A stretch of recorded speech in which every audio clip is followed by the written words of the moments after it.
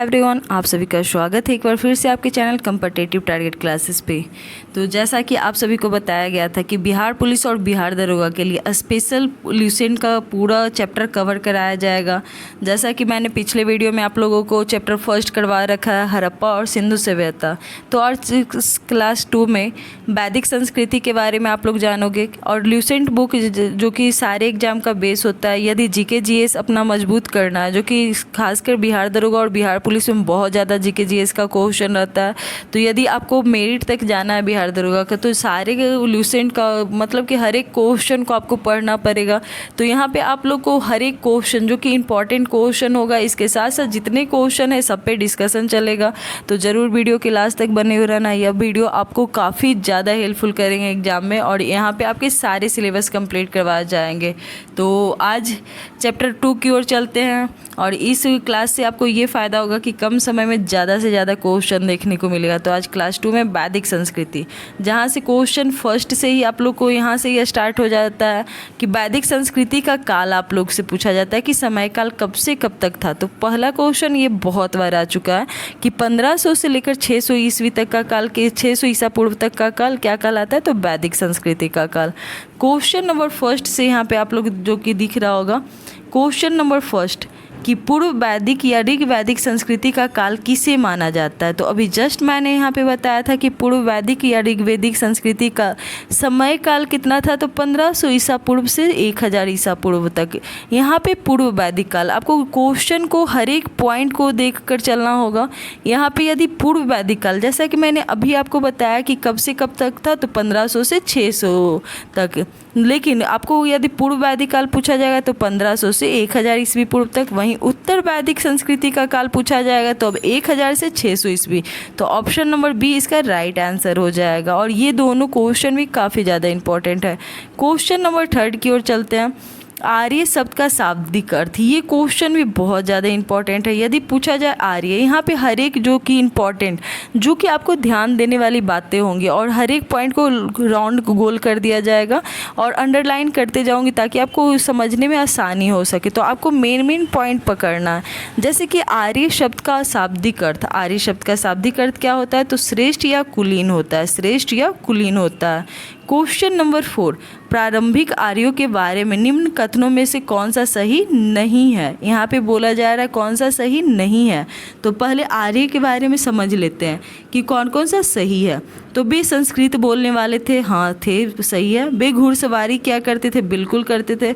वे कई झुंडों में भारत पहुँचे, बिल्कुल पहुँचे। वे मुख्यतः नगरों में निवास करते थे। तो ये बहुत ज़्यादा गलत क्वेश्चन है, और इसका right answer option number D हो जाएगा। जैसा कि मैंने आपको बताया था कि हड़प्पा और सिंधु सभ्यता का कैसी सभ्यता थी, तो वो नगरीय सभ्यता थी, जबकि वैदिक सभ्यता कैसी है? तो ग्रामीण सभ्यता है। तो इसके साथ साथ यहाँ पे क्या हो जाएगा? ऑप्शन नंबर डी गलत हो जाएगा। क्वेश्चन नंबर 5, इनमें से किस फसल का ज्ञान वैदिक लोगों काल के लोगों को नहीं था? वैदिक काल के लोगों को नहीं था कौन से फसल का ज्ञान? तो जौ का था, गेहूं का था, चावल का था, जबकि तंबाकू का नहीं था। तो इसका right answer option number D हो जाएगा। क्वेश्चन ऐसे ही उलझाता है आप लोग को, जहाँ पे पूछ दिया जाएगा कि नहीं है, तो आपको तो सब लग रहा होगा कि होगा ही, लेकिन वहाँ से ही आपको क्वेश्चन छाट कर क्वेश्चन पे कमांड बनाना पड़ेगा कि ऑप्शन से आप लोग सही टिक कर सको।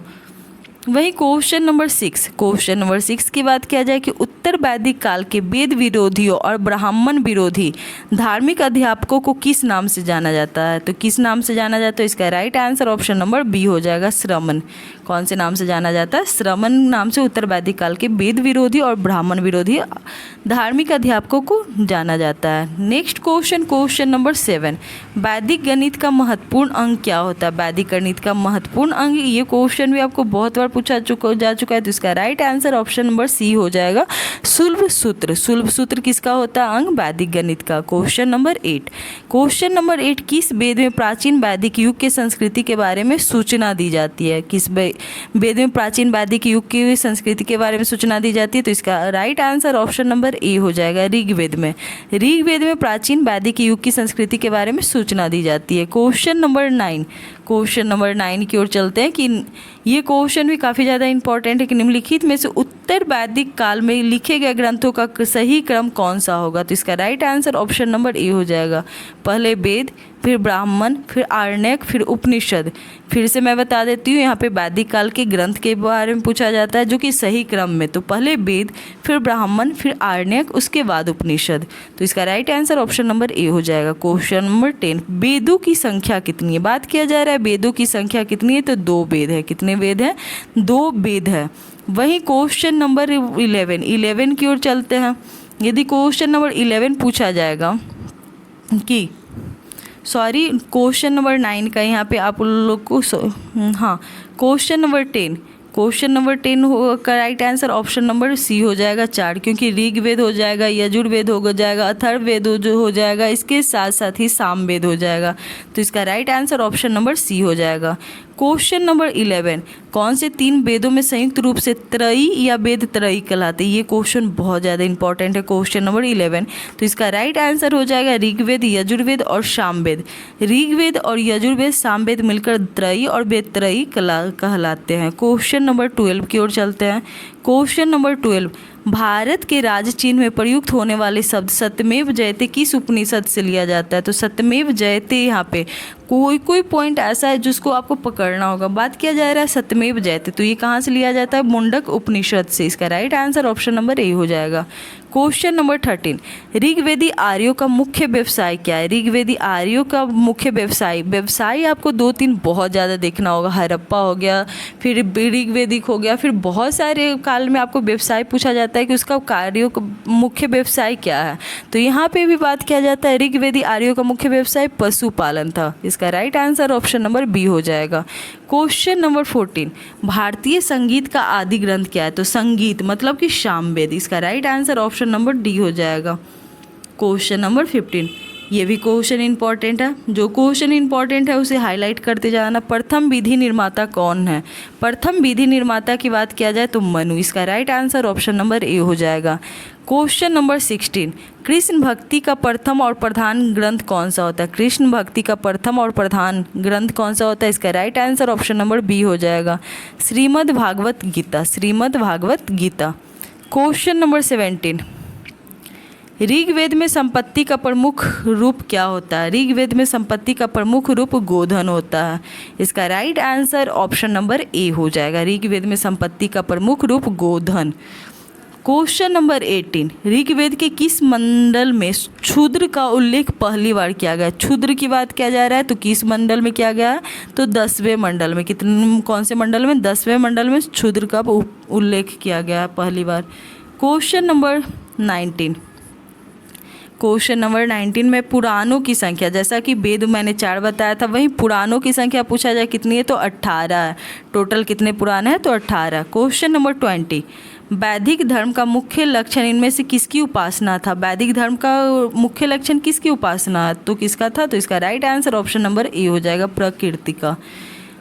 क्वेश्चन नंबर 21, किस देवता के लिए ऋग्वेद में पुरंदर शब्द का प्रयोग किया गया? पुरंदर मतलब कि इंद्र। इसका राइट आंसर ऑप्शन नंबर ए हो जाएगा। इंद्र के लिए ऋग्वेद में पुरंदर शब्द का प्रयोग किया गया है। क्वेश्चन नंबर 22, शुल्ब सूत्र किस विषय से संबंधित है? तो जैसा कि मैंने मैथ गणित बोला था, गणित में किसके संबंधित है? तो ज्यामिति का। ये राइट आंसर ये नहीं, बहुत सारे स्टूडेंट शुल्ब सूत्र का नाम समझकर ऑप्शन नंबर सी मार देते हैं, लेकिन इसका राइट आंसर ऑप्शन नंबर ए हो जाएगा, तो इसे ध्यान में देना। क्वेश्चन नंबर 23, अस्तो माँ सदगमय, तमसो माँ ज्योतिर्गमय, मृत्योर्मा अमृत गमय कहाँ से लिया गया था? तो इसका राइट आंसर हो जाएगा उपनिषद से। ये कहाँ से लिए गए थे? तो उपनिषद से लिया गया है। क्वेश्चन नंबर 24, आर्य भारत से बाहर आए और सर्वप्रथम बसे। आर्य भारत से बाहर आए और सर्वप्रथम कहाँ बसे? तो पंजाब में। इसका right answer option number C हो जाएगा। क्वेश्चन नंबर 25, जो कि मोस्ट इंपॉर्टेंट क्वेश्चन है। ऐसे क्वेश्चन आपको फंसाता है, लेकिन ऐसे क्वेश्चन आपको नंबर भी देता है। यदि ऐसे क्वेश्चन में 1-2 पॉइंट ही आपको याद होगा तो सारे क्वेश्चन आप लोग सही कर सकते हो। तो यहाँ पे पूछा जाएगा वेद और यज्ञकर्ता के बारे में। तो ऋग्वेद का यज्ञकर्ता कौन था? तो होत्री। इसका right answer option number A ही हो जाएगा, जो कि होता का होत्री। यजुर्वेद का पूछा जाएगा तो अर्धव्यु। सामवेद का उद्गाता। अथर्ववेद का ब्रह्मा। इसका राइट आंसर ऑप्शन नंबर ए हो जाएगा। क्वेश्चन नंबर 26, वेदों को अपौरुषेय क्यों कहा जाता है? वेदों को अपौरुषेय क्यों कहा जाता है? अपौरुषेय क्यों कहा जाता है, सॉरी। तो इसका राइट आंसर, क्योंकि वेदों की रचना देवताओं द्वारा की गई है, क्योंकि वेदों की रचना देवताओं द्वारा की गई है। तो ये क्वेश्चन काफ़ी ज़्यादा इंपॉर्टेंट है, हो जाता है, और ये हाईलाइटेड क्वेश्चन में डाल देना, ये बहुत बार पूछा गया है। क्वेश्चन नंबर 27 की ओर चलते हैं। वैशेषिक दर्शन के प्रतिपादक कौन है? बात किया जा रहा है वैशेषिक दर्शन के प्रतिपादक का, तो इसका राइट आंसर हो जाएगा उल्लूक कनद। उल्लूक कनद वैशेषिक दर्शन के प्रतिपादक हो जाते हैं। क्वेश्चन नंबर 28, मीमांसा या पूर्व मीमांसा के दर्शन के प्रतिपादक कौन है? तो मीमांसा या पूर्व मीमांसा की बात किया जा रहा है, तो जैमिनी। वहीं उत्तर मीमांसा मतलब समझो कि बाद वाला, तो बाद वाला से ही इसको पकड़ में आ जाएगा। यदि उत्तर मीमांसा पूछा जाएगा तो बाद नारायण। वहीं पूर्व मीमांसा समझो कि पहले, तो क्या हो जाएगा? जैमिनी। लेकिन हाँ, पूर्व मीमांसा या मीमांसा वेदांत, ब से वेदांत, ब से बाद नारायण, ऐसे याद कर लेना। वहीं क्वेश्चन नंबर 30 के बाद क्या जाए, ऋग्वेद का कौन सा पूर्णतः सोम को समर्पित है? क्षुद्र के लिए तो 10वां मंडल आ गया था, तो सोम का क्या हो जाएगा? 9वां मंडल। इसका right answer option number C हो जाएगा। तो अभी तक 9वां और 10वां मंडल देखिए, आगे भी देखूंगी। तो चलो क्वेश्चन नंबर 31 की बात किया जाए कि प्रसिद्ध 10 राजाओं का युद्ध, 10 राज युद्ध किस नदी के तट पर लड़ा गया? बात किया जा रहा है 10 राजाओं का युद्ध, जो 10 राज युद्ध हुआ था, किस नदी के तट पर लड़ा गया? तो इसका राइट आंसर हो जाएगा परुष्णी, जिसका वर्तमान नाम क्या हो जाएगा?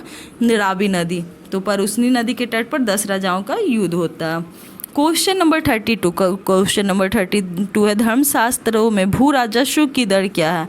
धर्मशास्त्रों में भू राजस्व की दर 1/6 होता है। इसका right answer option number C हो जाएगा। क्वेश्चन नंबर 33, 800 ईसा पूर्व से 600 ईसा पूर्व का काल किस युग से जुड़ा हुआ है? मैंने अभी जस्ट बताया कि यदि पूछा जाए वैदिक संस्कृति 1500 ईसा पूर्व से 600 ईसा पूर्व। वहीं पूर्व वैदिक तो पूछा जाएगा तो क्या हो जाएगा? 1500 से 1000 ईसा पूर्व। वहीं उत्तर वैदिक पूछा जाएगा तो क्या हो जाएगा? 1000 से 600 ईसा पूर्व। लेकिन यहाँ पे पूछा जा रहा है 800 ईसा पूर्व से 600 ईसा पूर्व का काल किस युग को जाना जाता है? तो इसका राइट आंसर हो जाएगा ऑप्शन नंबर ए, ब्राह्मण युग से। क्वेश्चन नंबर 34, और कमेंट बॉक्स में ये बताना कि आपको ये सेशन कैसा लग रहा है। आई होप सो ये सेशन पसंद आ रहा हो, क्योंकि यदि जीके जीएस मजबूत करना है तो सारे सेशन कंप्लीट करना होगा आपको। क्वेश्चन नंबर 34, किस काल में अछूत की अवधारणा स्पष्ट रूप से उदित हुई है? अछूतों की अवधारणा किस रूप से उदित हुई? तो इसका राइट आंसर 34 का हो जाएगा ऑप्शन नंबर डी, धर्मशास्त्र के काल में। क्वेश्चन नंबर 35, एशिया माइनर स्थित बोगजाई का महत्व इसलिए है कि क्योंकि इसका वहाँ जो अभिलेख प्राप्त होता है उन्हें 4 वैदिक देवताएं हैं। कौन कौन? तो इंद्र, वरुण, मित्र, नासत्य का उल्लेख मिलता है। तो ये क्वेश्चन भी काफ़ी ज़्यादा इंपॉर्टेंट है। यदि पूछा जाएगा एशिया माइनर स्थित बोगजाई का महत्व इसलिए है क्योंकि वहाँ अभिलेख प्राप्त हुए थे, वो भी 4 वैदिक देवता हैं, जो कि इंद्र, वरुण, मित्र और नासत्य का उल्लेख मिलता है। क्वेश्चन नंबर 36, गायत्री मंत्र देवी समृद्धि का संबोधित किस पुस्तक से मिलता है? तो गायत्री मंत्र कहाँ से मिलता है? ऋग्वेद से। इसका राइट आंसर ऑप्शन नंबर ए हो जाएगा। इसके साथ साथ क्वेश्चन नंबर 37, न्याय दर्शन कौन न्याय करवाता है? तो गौतम बुद्ध। इसका right answer option number B हो जाएगा। न्याय से संबंधित क्या है? गौतम ने। या यहाँ पे लेकिन क्वेश्चन है, न्याय दर्शन को प्रचारित किया था गौतम ने। क्वेश्चन नंबर 38, प्राचीन भारत में निष्क से जाने जाते हैं। निष्क से क्या जाने जाते हैं? तो स्वर्ण आभूषण को। इसका राइट आंसर ऑप्शन नंबर ए हो जाएगा, स्वर्ण आभूषण। नेक्स्ट क्वेश्चन है योग दर्शन, योगा के लिए कौन फेमस है? तो पतंजलि। तो उसी से याद कर लो कि योग दर्शन पतंजलि, योग दर्शन के प्रतिपादक कौन है? पतंजलि। क्वेश्चन नंबर 40, उपनिषद पुस्तक है क्या है? तो इसका राइट आंसर हो जाएगा दर्शन पर। उपनिषद पुस्तक दर्शन पर है। क्वेश्चन नंबर 41, फिर से 41 का क्वेश्चन आया जो कि काफ़ी ज़्यादा इंपॉर्टेंट है। तो यहाँ पे आप एक भी क्वेश्चन आप लोग सही कर लोगे तो आपका बहुत सारे क्वेश्चन मतलब चारों सही हो जाएंगे। तो सबसे इधर से ही मिला लो, संगीत के लिए मैंने क्या बताया था? सामवेद। तो सी का वो फर्स्ट का कौन कौन से में? ए में है और डी में है। लेकिन कुछ और देखते हैं, तंत्र मंत्र और वशीकरण। तंत्र मंत्र और वशीकरण या जादू टोना ये कहाँ पे बताया गया है? तो ये अथर्ववेद में बताया गया है। तो ये अथर्ववेद में मतलब कि इसका 3, तो 3 देखोगे तो 2 से तो ऐसे ही ये सही हो गया। तो अब पकड़ लो, ऋग्वेद में क्या होगा? स्रोत और प्रार्थनाएं। यजुर्वेद में स्रोत और कर्मकांड। तो इसका राइट आंसर ऑप्शन नंबर ए हो जाएगा। 41 का राइट आंसर ऑप्शन नंबर ए हो जाएगा। क्वेश्चन नंबर 42, आरंभिक वैदिक साहित्य में वर्णित नदी कौन सा है? आरंभिक वैदिक साहित्य में यदि पूछा जाएगा वैदिक साहित्य में वर्णित नदी का नाम, तो इसका राइट आंसर हो जाएगा सिंधु, ऑप्शन नंबर ए। क्वेश्चन नंबर 43, उपनिषद काल के राजा अश्वपति शासक थे। अश्वपति कैसे शासक थे? तो इसका राइट आंसर केकई के, ऑप्शन नंबर ए बी हो जाएगा। और ये काफ़ी ज़्यादा इंपॉर्टेंट हो जाता है। क्वेश्चन नंबर 43 आप लोग हाईलाइटेड क्वेश्चन में भी डाल सकते हो कि उपनिषद काल के राजा अश्वपति शासक थे। किसके शासक थे? तो केकई के। क्वेश्चन नंबर 44, अध्यात्मक ज्ञान के विषय में नचिकेता और यम का संवाद किस उपनिषद से प्राप्त होता है? यदि बात किया जाए नचिकेता और यम का संवाद कहाँ से प्राप्त होता है? तो कठोर उपनिषद से, कठोर उपनिषद से प्राप्त होता है। क्वेश्चन नंबर 45, वैदिक नदी कुंभा जो कि काबुल का स्थान कहाँ निर्धारित होता है? और ये इसी बार बिहार दरोगा के मेंस में ये क्वेश्चन आ चुका है। तो ये इसका राइट आंसर हो जाएगा ऑप्शन नंबर ए, अफगानिस्तान। नेक्स्ट क्वेश्चन, कपिल मुनि द्वारा प्रतिपादित दार्शनिक प्रणाली कौन सा है? यहाँ बात किया जा रहा है कपिल मुनि द्वारा। तो कपिल मुनि द्वारा क्या हो जाएगा? तो सांख्य दर्शन। इसका right answer option number B हो जाएगा। वहीं मैं थोड़ा सा आपको पूर्व मीमांसा मैंने क्या बताया था? जैमिनी। न्याय दर्शन के लिए गौतम। वहीं उत्तर मीमांसा के लिए आपको मैंने बताया था बादनारायण। और सांख्य दर्शन कपिल मुनि द्वारा। Next question, question number 47, Bharat के किस स्थल की खुदाई से लोह धातु के प्रचलन के प्राचीनतम प्रमाण मिले हैं? यहाँ बात किया जा रहा है क्वेश्चन नंबर 47 में कि भारत के किस स्थल की खुदाई से लोह धातु के प्रचलन के प्राचीनता मिलता है? तो ये इसका राइट आंसर अंतरजी खेरा। जैसा कि आपने पिछले वीडियो में देखा होगा कि हड़प्पा और सिंधु सभ्यता में पूछा जा रहा था कि इसका मतलब कि प्रमाण नहीं मिला है तो लोहा का, लेकिन यहाँ पे जस्ट क्वेश्चन है कि लोह धातु का प्रचलन का प्रमाण कहाँ पे मिला है? तो अंतरजी खेरा में। तो ये क्वेश्चन काफ़ी ज़्यादा इंपॉर्टेंट हो जाते हैं। तो क्वेश्चन नंबर बी को, क्वेश्चन नंबर 47 का राइट आंसर बी हो जाएगा और इसे हाईलाइटेड क्वेश्चन में डाल देना। क्वेश्चन नंबर 48, निम्नलिखित में से किसका संकलन ऋग्वेद पर आधारित है? किसका संकलन ऋग्वेद पर आधारित है? तो इसका right answer option number B हो जाएगा, सामवेद का। किसका संकलन ऋग्वेद पर आधारित है? तो सामवेद का संकलन ऋग्वेद पर आधारित है। क्वेश्चन नंबर 48 का right answer option number B हो जाएगा। क्वेश्चन नंबर 49, निम्नांकित में कौन सा प्रधान त्रयी में शामिल नहीं है? यहाँ पे बात किया जाए प्रधान त्रयी में शामिल नहीं है तो भागवत गीता है, ब्रह्मसूत्र है, उपनिषद है, जबकि भागवत नहीं है। तो इसका राइट आंसर ऑप्शन नंबर ए हो जाएगा। क्वेश्चन नंबर 50, कर्म का सिद्धांत संबंधित है। यहाँ बात किया जा रहा है कर्म, कर्म का सिद्धांत किससे संबंधित है? तो आपको पता होना चाहिए मीमांसा से। इसका right answer option number B हो जाएगा। कर्म का सिद्धांत मीमांसा से संबंधित है। नेक्स्ट क्वेश्चन, क्वेश्चन नंबर 51, बात किया जा रहा है 51 का कि अथर्ववेद, अभी जस्ट मैंने बताया था कि सामवेद, यजुर्वेद, ऋग्वेद, ये क्वेश्चन बहुत बार आएंगे क्योंकि ये पूछे ही जाते हैं क्वेश्चन। यदि पूछा जाए अथर्ववेद, अथर्ववेद का संबंध किससे था? आपको पता होना चाहिए अथर्ववेद का संबंध किससे होगा, जो कि औषधियों से, ऋग्वेद का ईश्वर से, यजुर्वेद का यहाँ से ही पकड़ो ना, सामवेद का संगीत से। तो किसका राइट आंसर हो जाएगा? कौन कौन से ऑप्शन में? वो 4D का 4 है तो ए और बी में है, ठीक। यजुर्वेद, बात किया जा रहा है यजुर्वेद किससे संबंधित है? ईश्वर की महिमा से। तो इसका राइट आंसर यहाँ से ही पता चल रहा है कि ऑप्शन नंबर ए हो जाएगा। बाकी अथर्ववेद का औषधियों से संबंधित है, ऋग्वेद का कहाँ से हो जाएगा? ईश्वर महिमा से। तो आराम से इसे बना सकते हो। तो 51 का राइट आंसर ऑप्शन नंबर ए हो जाएगा। क्वेश्चन नंबर 52, चरक संहिता, चरक संहिता जो कि काफ़ी ज़्यादा इंपॉर्टेंट है, किससे संबंधित है? तो च से चरक, च से चिकित्सा। 53, यज्ञ संबंधी विधि विधानों का पता चलता है। यज्ञ का पता किससे, कौन से वेद से पता चलता है? तो यज्ञ, जहाँ पे यज्ञ आ जाए, यस यज्ञ, यस यजुर्वेद, तो आराम से याद कर सकते हो। वहीं वैदिक युगीन सभा, वैदिक युगीन सभा किससे संबंधित है? तो इसका right answer option number C हो जाएगा, मंत्री परिषद से। सभा और बैठक ये सब का संबंध आप लोग जाना किससे है? तो मंत्री परिषद से। वहीं आप लोग को क्वेश्चन नंबर 55 मैं बताना चाहूँगी कि वैश्विक युग में प्रचलित लोकप्रिय शासन प्रणाली थी। वैश्विक युग में प्रचलित लोकप्रिय शासन प्रणाली किसकी थी? तो इसका राइट आंसर हो जाएगा गणतंत्र की। गणतंत्र का मतलब होता है कि वो गणतंत्र जो कि अभी भी है, मतलब कि वंशानुगत नहीं होकर एक स्वतंत्र है, आप लोग आराम से चुन सकते हो। तो वैदिक युग में प्रचलित लोकप्रिय शासन प्रणाली गणतंत्र है और ये काफ़ी ज़्यादा इंपॉर्टेंट हो जाता है। तो option number B C right answer हो जाएगा 55 का। 56 नंबर क्वेश्चन, सबसे प्राचीन वेद कौन सा है? सबसे प्राचीन वेद ऋग्वेद है, तो इसका राइट आंसर ऑप्शन नंबर ए हो जाएगा। 57 नंबर क्वेश्चन, कौन सा भारतीय दर्शन की आरंभिक विचारधारा है? तो सांख्य, ऑप्शन नंबर ए राइट हो जाएगा। सांख्य भारतीय दर्शन की आरंभिक विचारधारा। क्वेश्चन नंबर 58, क्वेश्चन नंबर 58 में सांख्य, योग, न्याय, वैशेषिक, मीमांसा, वेदांत, इन 6 भारतीय दर्शनों की स्पष्ट रूप से अभिव्यक्ति हुई है। कहाँ पे हुई है? तो वैदिक युग में। अभी कौन सा युग चल रहा है? तो वैदिक युग में सब चीज़ का मिला है। सांख्य हो गया, योग्य हो गया, न्याय हो गया, वैशिक हो गया, इसके वैशेषिक हो गया, मीमांसा हो गया, वेदांत हो गया, इन 6 भारतीय दर्शनों का स्पष्ट रूप से अभिव्यक्ति होता है। क्वेश्चन नंबर 59 की ओर चलते हैं। क्वेश्चन नंबर 59 में कहा जा रहा है निम्नलिखित में से वह दस्तकारी जो आर्यों द्वारा व्यवहार में नहीं लाई गई। कौन सी चीज़ जो आर्यों द्वारा व्यवहार में नहीं लाई गई? तो लोहार या लोहारगिरी, ऑप्शन नंबर डी इसका राइट आंसर हो जाएगा। क्वेश्चन नंबर 60 की ओर चलते हैं।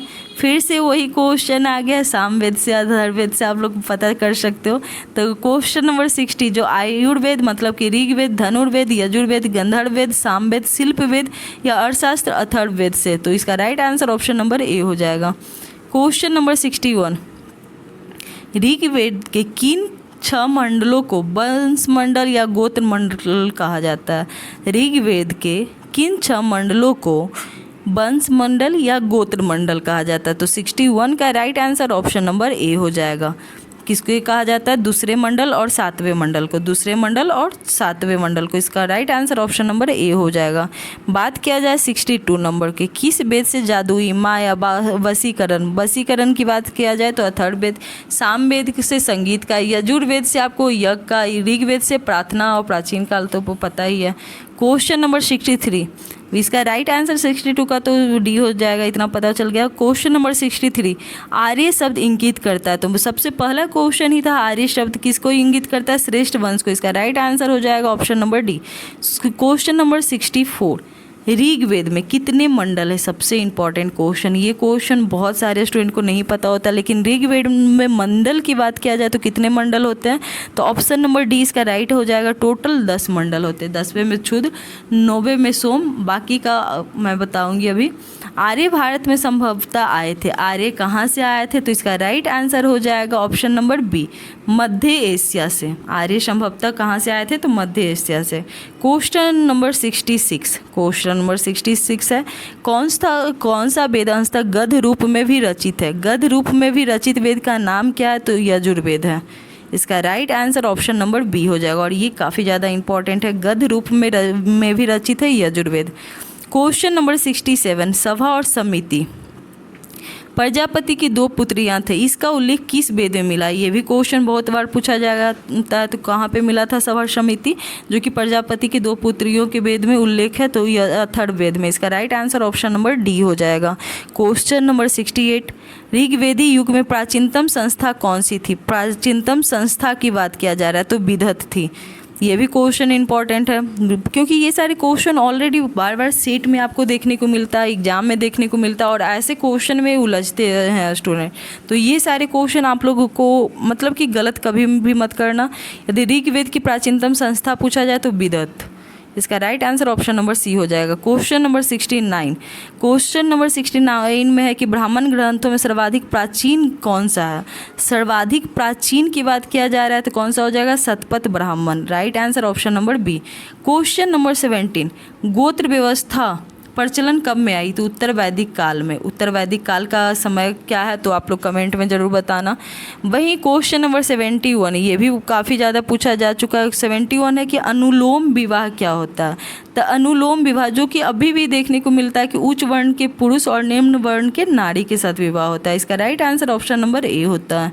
क्वेश्चन नंबर 72, प्रतिलोम विवाह, प्रतिलोम मतलब कि उच्च वर्ण का महिला होना चाहिए और निम्न वर्ण की भी पुरुष होना चाहिए। तो इसका right answer option number B हो जाएगा। वहीं वैदिक युग में यव का प्रयोग किसके लिए क्या किया है? तो बात किया जा रहा है यव और जौ दोनों का संबंध मिलता है। वैदिक युग में यव कहाँ जाता है? जौ को। वहीं व्रीहि, क्वेश्चन नंबर 74, व्रीहि किसके लिए प्रयोग किया जाता है? तो चावल के लिए। यव जौ के लिए, व्रीहि चावल के लिए। वहीं क्वेश्चन नंबर 75, अथर्व, अथर्व से अथर्ववेद को याद करो, जादू टोना। तो इसका राइट आंसर पवित्र जादू। क्वेश्चन नंबर 76, क्वेश्चन नंबर 76 की बारी आती है कि यहाँ पूछा जा रहा है शिक्षा, शिक्षा किससे संबंधित है? तो कर्मकांड से, इसका ध्वनि शास्त्र से। शिक्षा किससे संबंधित है? ध्वनि शास्त्र से। वहीं कल्पसूत्र कर्मकांड से निरुक्त हो गया, शब्द व्युत्पत्ति शास्त्र से, भाषा शास्त्र, छंद हो गया छंद शास्त्र से। तो मैंने बोला ना कि 1 2 मिलाओगे अपने आप सारे मिल जाएंगे। तो इसका राइट आंसर ऑप्शन नंबर ए हो जाएगा।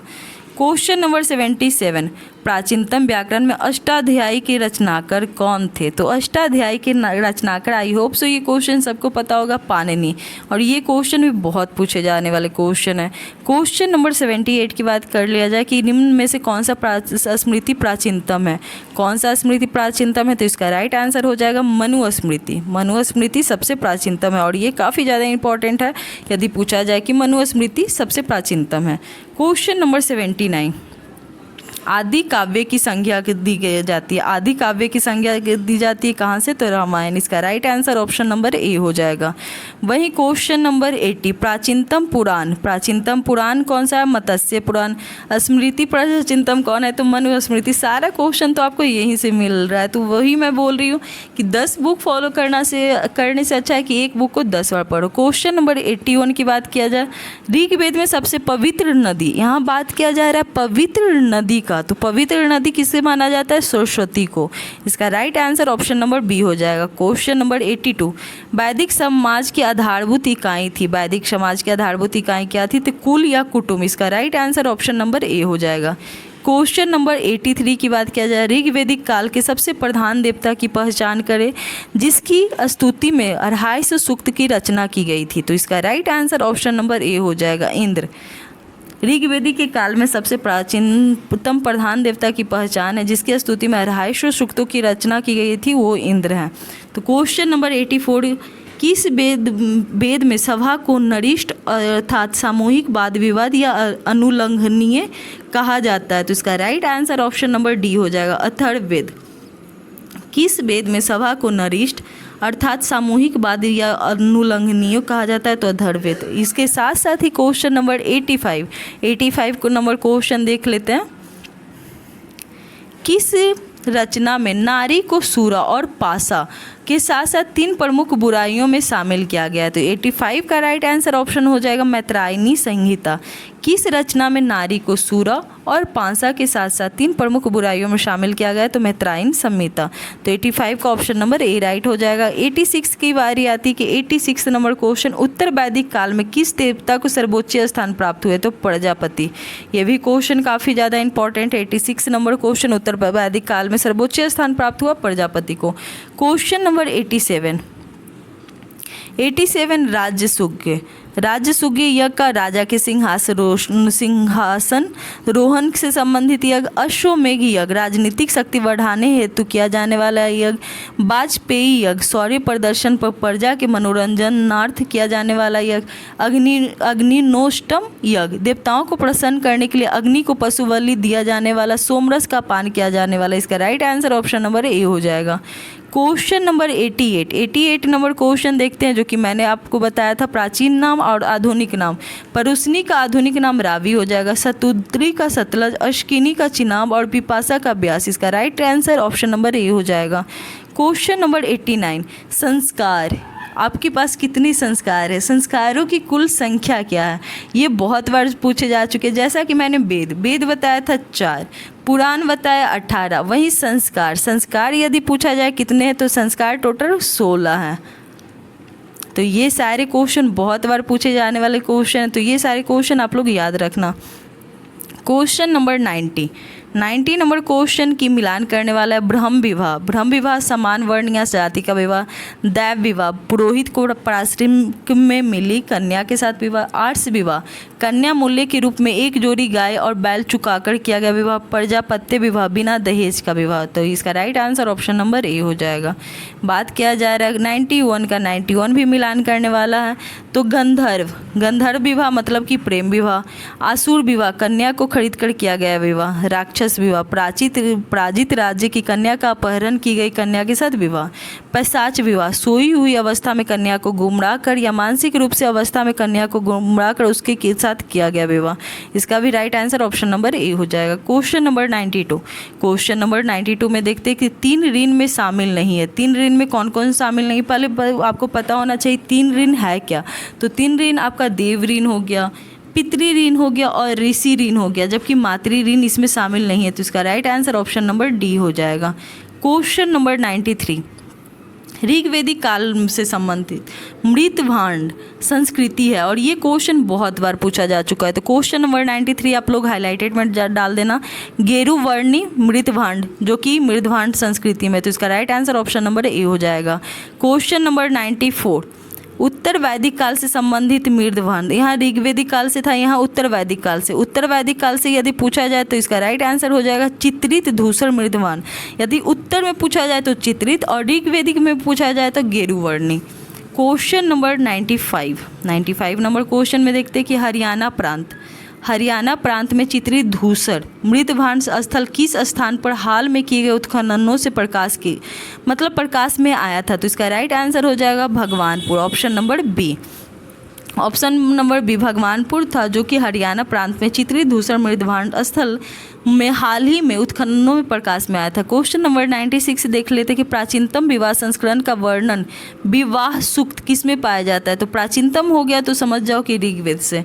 Question number 97 number question, Rigveda में अघन्य जो कि बद योग नहीं है शब्द किसके लिए प्रयोग किया गया है। तो गाय के लिए।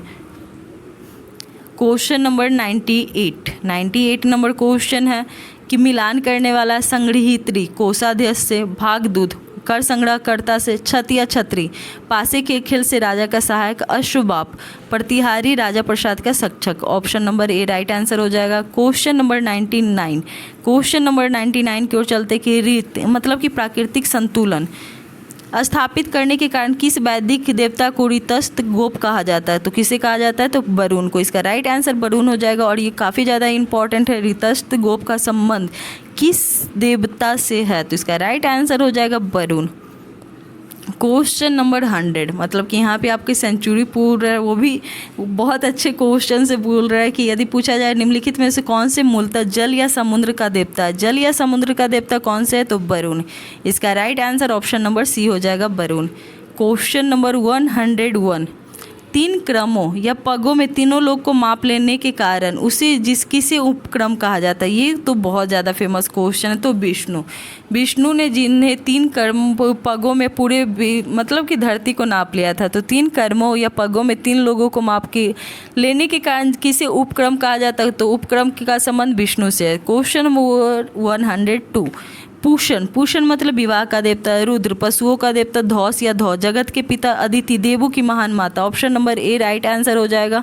वहीं क्वेश्चन नंबर 103 मनु स्मृति की संबंधित है। मनु स्मृति की बात किया जाए तो किससे संबंधित है। तो ये संबंधित है समाज व्यवस्था से। इसका राइट आंसर ऑप्शन नंबर ए हो जाएगा। मनुस्मृति का संबंध समाज व्यवस्था से। गायत्री मंत्र की रचना किसने किया था। तो विश्वामित्र। इसका right answer option number B हो जाएगा। वहीं अवेस्ता या ऋग्वेद में समानता, अवेस्ता किस क्षेत्र से संबंधित है। अवेस्ता के बारे में बात किया जाए कहाँ से संबंधित है। अवेस्ता ईरान से संबंधित है। ये क्वेश्चन काफ़ी ज़्यादा इंपॉर्टेंट है। अवेस्ता ईरान से संबंधित है।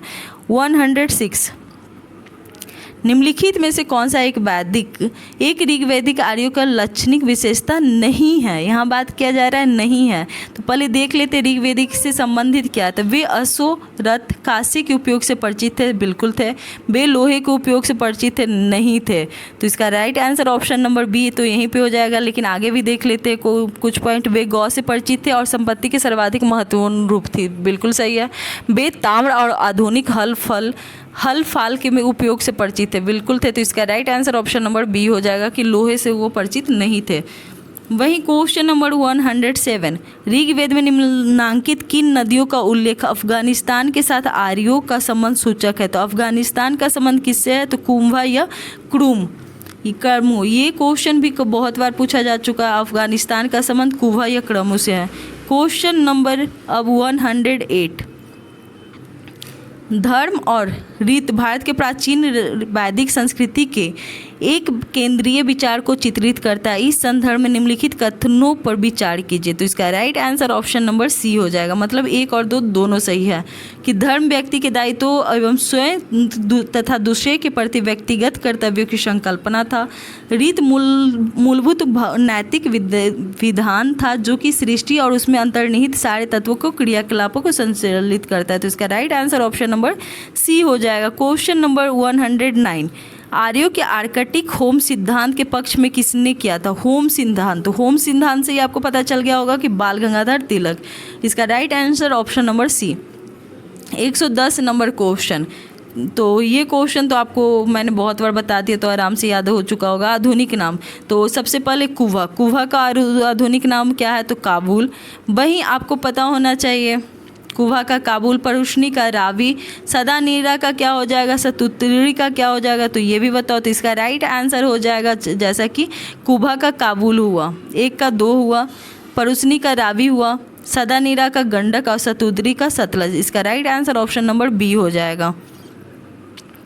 क्वेश्चन नंबर 11, ऋग्वेद में कितने सूक्त है? बात किया जाए ऋग्वेद के सूक्त के बारे में कि ऋग्वेद में कितने सूक्त है, तो इसका राइट आंसर, और ये काफ़ी ज़्यादा इंपॉर्टेंट है, ये ऋग्वेद में कितने मंडल की बात किया गया था? तो उस टाइम में तो आप लोगों ने बताया था 10, ठीक। वहीं यहाँ पे ऋग्वेद में सूक्त की बात किया जा रहा है। सूक्त कितने हैं? तो 1028, option number C right answer. 112 number question देख लेते हैं।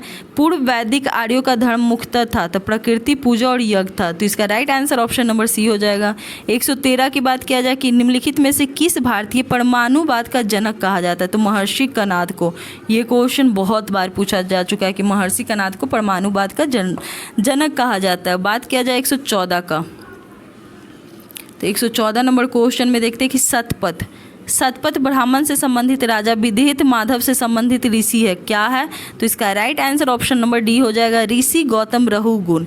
ऋषि गौतम रघुगुण का संबंध सतपथ ब्राह्मण से राजा विदेह माधव से है।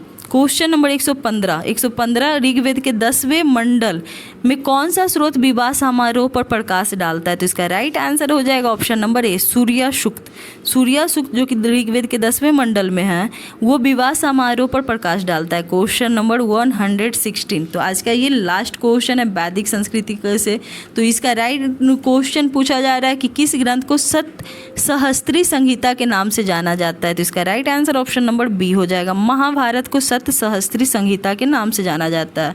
तो यहाँ पे आपके वैदिक संस्कृति के सारे क्वेश्चन सॉल्व होते हैं और वैदिक संस्कृति से यहाँ से ज़्यादा आपको कोई क्वेश्चन पूछा ही नहीं जाएगा। तो ज़रूर ये सेशन को करो। तो वैदिक संस्कृति का काल 1500 से 1000 ईस्वी पूर्व तक तो हो गया। नेक्स्ट चैप्टर महाजनपद काल होगा, तो उस क्लास में भी ज़रूर कंटिन्यू ये सारे क्लास करो। और जीके जीएस का क्लास, जीके जीएस अपना मजबूत करो और बिहार पुलिस और बिहार दरोगा में 1 सीट अपने नाम करो। तो क्लास 3rd में ज़रूर मिलती हूँ। तो थैंक यू दोस्तों हमारे साथ लास्ट तक बने रहने के लिए।